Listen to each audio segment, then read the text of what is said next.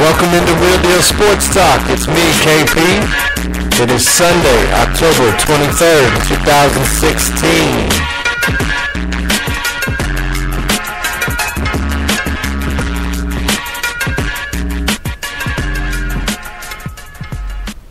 Alright, welcome everybody in. As in each and every Sunday, we are here in between the afternoon games and the night games so we can catch up on all the things that happened this weekend in the world of sports. Catch up on the college football, we'll catch up on the World Series situation, we'll catch up on the NFL games that took place today for everybody who might not have had a chance to sit down and watch some games today.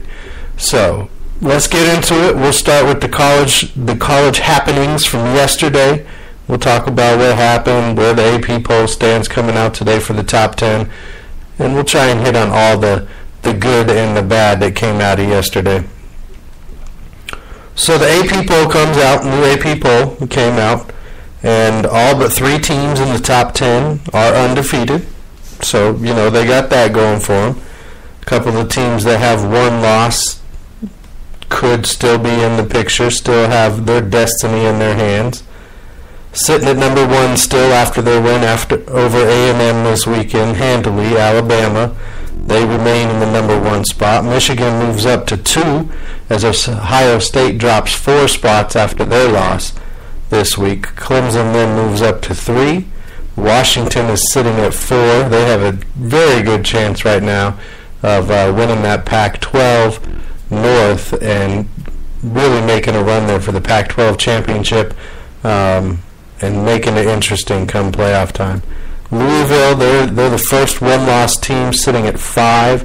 They destroyed NC State this week. That game was over at half, and you could tell that based on the way the second half of that game went. Louisville barely scored at all, didn't score in the third quarter. In fact, they had to keep their starters into the fourth quarter because they wanted their guys to go out with a score in their last drive. They might have taken them out in the third quarter had they been able to produce anything there. NC State came out and put up a little bit of a pride fight. But Louisville pulled it out, and they're sitting at 5 now in the AP poll. Ohio State does drop those 4 spots, sitting at 6 now. Nebraska's 7. Baylor's at 8. Texas A&M drops from 6 to 9. And West Virginia is at 10. So that's the new AP. No real surprises outside of some of the losses those teams suffered this weekend and or the wins they may have had. West Virginia's big win, Alabama's big win, Louisville's win over NC State, Ohio State's loss to Penn State, Texas A&M falling short with Alabama. A lot of things in college football this weekend. K-State, they take out Texas. It looks like, we've been hearing the talk. We've been hearing the chatter. Charlie Strong's probably going to be on his way out. They're not happy with their hire. They're not giving him enough time, in my opinion, to fully develop a program. In this age of win now, we change, so that means we should be better. College coaches, you got to give them 5 years, in my opinion. You got to give them a few recruiting classes. You got to let those classes come in and develop and be coached up. You got to let the program then take on some momentum. And then at about the 5-year mark, if you're not getting anything, okay, you make a change, go in another direction, do what you got to do. But right now, this is too early for me to get on board with Charlie Strong needs to go. Sure, they're not getting the results that they were hoping for. But like I said, give it some time, ride this out. Let's see where this goes. It's still early in his regime. This is his 3rd season there in Texas. Maybe his 4th season. 3rd or 4th season. So, give it another year or 2. See how it plays out.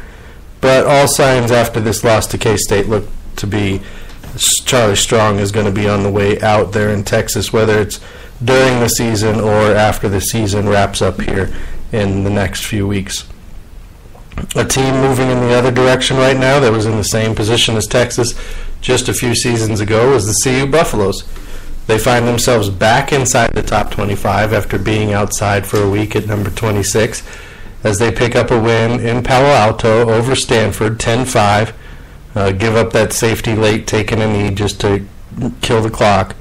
and they become bowl eligible for the first year since 2007. Congratulations, CU. Congratulations, CU, for also now moving in the direction of being in contention for that Pac-12 South. You're going to run into a buzzsaw most likely in that Washington team if you make it to the Pac-12 championship, but keep rolling, keep grinding. You never know what's going to happen. So congratulations, CU, there, moving into the top 25 and moving to 6-2 on the season with a big win over Stanford. Stanford had owned them recently. In the last 3 meetings, I think CU's managed around 17 points, and Stanford had put up over 130 points in the last 3 meetings. So big win for CU. Good job there, guys, as a local thing there. If you guys were fans of LSU, as our show supporter from the DirtCannon.com, Chris Rupert is, he big fan of the LSU Tigers, and if you watched their game against Ole Miss and you were a fan, you had a great one.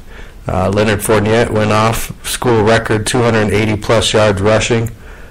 He had big runs, long runs, power runs. He knocked defenders into the ground and just buried them. That was a great game to see. I was drinking the purple Kool-Aid beforehand. I'm still drinking the purple Kool-Aid now. Let's keep it rolling, Tigers. Keep playing with passion. Keep playing with momentum. Do your thing. Finish out your season strong. Ohio State. We talked about this one yesterday. I asked Chris if Penn State had a chance. They've been playing Ohio State close the last couple of years, here and there, keeping things interesting throughout this season. Ohio State's been blowing everybody out. They have the speed, they have the players, they have the depth. They have all these things working in their favor going into this game. And late in the game, they go for a field goal. It gets blocked. Penn State returns it for a touchdown. Penn State wins the game eventually 24-21, upsetting the number 2 Ohio State Buckeyes as they fall off there. They do not get the record for most consecutive road wins. That streak was shut down for Urban Meyer and the Buckeyes. And, their destiny is still in their hands. They can still decide how their season goes. They still have to play Michigan later in the year. They win that one over the number 2 team. They've vaulted right back up into the conversation for the playoff race. So Ohio State, big loss to Penn State, big upset for sure, biggest upset of the weekend, and but they still have a chance. They're not out of it, and they control their own destiny. So relax, Buckeye fans. It was a huge loss, but you guys are good. You still got all the talent. You still got one of the better coaches in college football. Move forward to next week. Do what you got to do, and can't wait for that Michigan game. Now, we talked about this game, OU versus Texas Tech. We talked about the implications in the Big 12 for OU and them wanting to stay in the title race there, and Texas Tech being able to put up points. And, man, did they forever put up a show last night. Both Mayfield and Mahomes were dialed in. OU pulls it out 66-59. These two teams combined for 1,708 yards.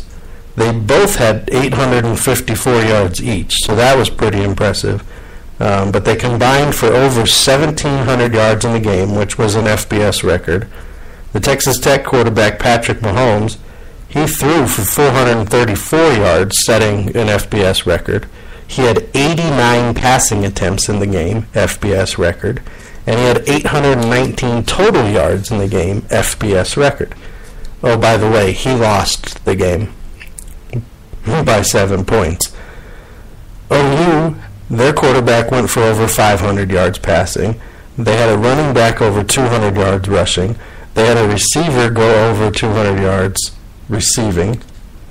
And Mixon, the running back for OU, he had 200 yards rushing and 114 yards receiving to go with his 5 touchdowns in the game. This was, if you like defense, if you like smash mouth football, this was not a game for you in any way whatsoever. But if you like scoring, high momentum, big play, boy, was that a game to watch last night between OU and Texas Tech as they just lit up the scoreboard and the stats in every way imaginable. Whew. And that wraps up what we're going to talk about as far as college football goes. When we come back on the other side, we're going to talk a little World Series, and then we'll jump in heavily into today's NFL action. Playing fantasy football. TheDirtCannon.com is a local company that has your back. They have produced over 60% winners on FanDuel, DraftKings, and now even Yahoo. TheDirtCannon.com will help you build, play, and win. Build a better team with TheDirtCannon.com. Use promo code RDST and get $5 off forever, and try the Silver membership this week for free. Visit TheDirtCannon.com. Definitely check out TheDirtCannon.com. They're doing big things. They're the official fantasy partner of Real Deal Sports Talk with KP. And we have Jeremy Cunningham on every Wednesday for Cunningham's Picks. And we have Chris Rupert on every Saturday for the DC 3PO College Football Kickoff. Both gentlemen work with TheDirtCannon.com, and I appreciate all of their help and support as they're the official and only fantasy partner of Real Deal Sports Talk with KP. All right, so the World Series is set. We know who's going in. We know when the games are scheduled. Everybody's super excited. The Cubs made it in. It's a big story. It's a great story. I told you guys this was a story I was hoping for, honestly, because it was such a good story. It's the Cubs. It's the beloved Cubbies. It's everybody's lovable loser in baseball, right? It's Harry Carey. It's the history. It's everybody knows about the curse, the Billy Goat curse. The Cubs have made it back to the World Series for the first time since 1945. They have not won a World Series since 1908. Now, these two teams that are meeting in the World Series this year, these are the two teams with the longest streak in Major League Baseball, and I believe Major League Sports right now, for not making it to a championship. Cleveland hasn't been to a baseball championship since 1948, just a few years after the Cubs' last appearance. So they'll kick it off Tuesday night. They got a game Wednesday, a game Friday, and so forth after that. Before the show had started, I checked. I hadn't seen any official starters announced at this point, but I'm sure they'll be announced here probably either later tonight or definitely by tomorrow. Obviously, you got two great managers in this game, Terry Francona and Joe Madden, probably the two best managers in the game. Look at what their teams did throughout the season, and the proof's in the pudding there. These are both teams that were preseason favorites and talked about as possible World Series participants. And here we go. Awesome playoffs, dramatic comebacks, big runs, tight games, shutouts, good series.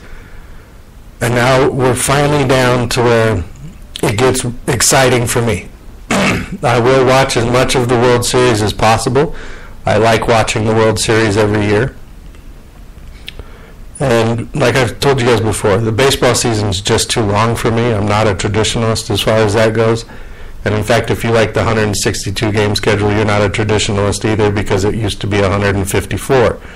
Now, if they cut it down to around 120 games, I think you're going to have a much better product.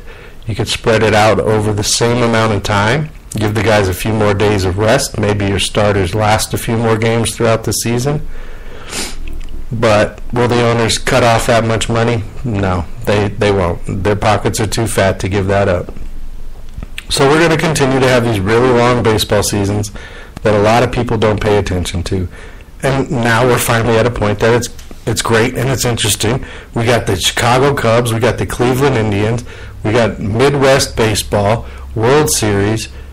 Let's get it done. Let's get into it. I hope it goes 7 games, and at the end of the 9th inning, something dramatic happens, whether it's in the top half of the